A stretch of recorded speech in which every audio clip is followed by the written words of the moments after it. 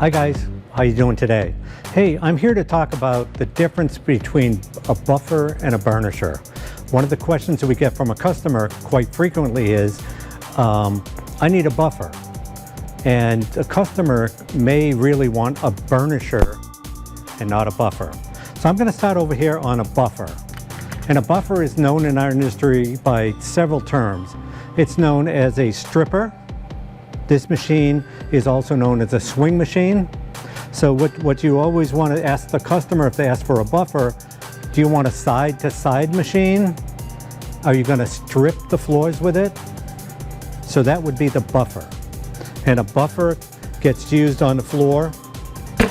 And when you plug it in and use it, the operator manages the machine and it goes side to side.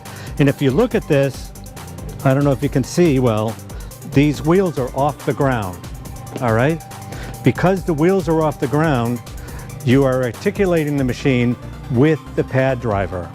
So this is a buffer. Swing machine, side to side, stripper machine, all right? From there, let's move over to the burnishers. There are two types of burnishers. There's a no bells and whistles, commodity style burnisher. Then there's a good high-end burnisher with dust control, much better for the environment. And what I can go through on these is a little bit of best practice. A lot of people like to spray buff. They take a bottle, they have some mixture in it, and they spray it on the floor, and then they use a burnisher to shine it around, to spread it around, and then to shine it. Really not best practice. Best practice today would be to get a Restorer product. You can put it in your mop bucket or put it in your automatic floor scrubber. So it goes on the floor, it dries, and then we dead buff the floor or dry buff the floor.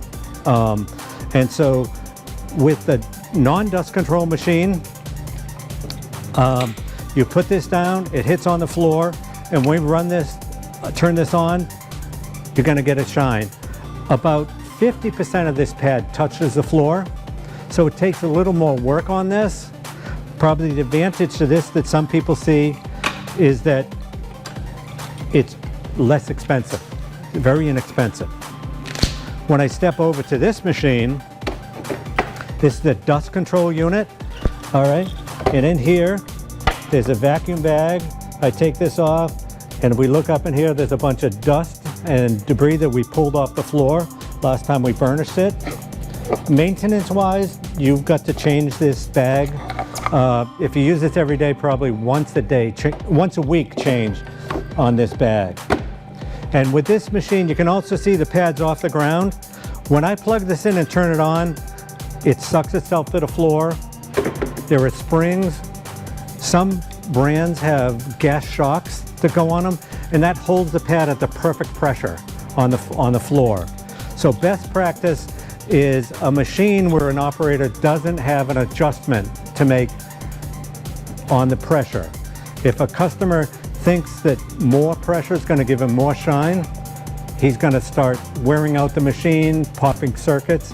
So what we like to sell is a machine where the operator doesn't have to adjust anything at all.